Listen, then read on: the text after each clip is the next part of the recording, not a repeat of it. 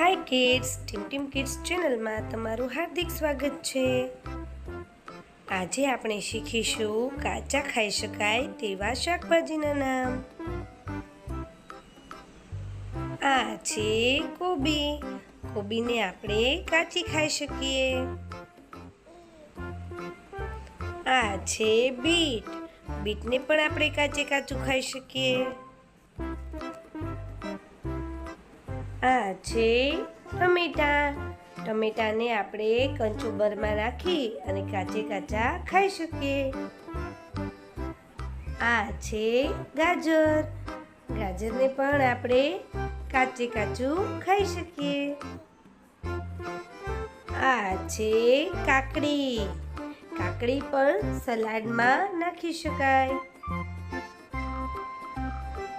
આ છે વટાણા। વટાણા કાચા ખાવાની કેવી મજા આવે। આ છે કોથમીર। કોથમીર સલાડમાં, શાકમાં કાચી નાખી શકાય। આ છે ડુંગળી।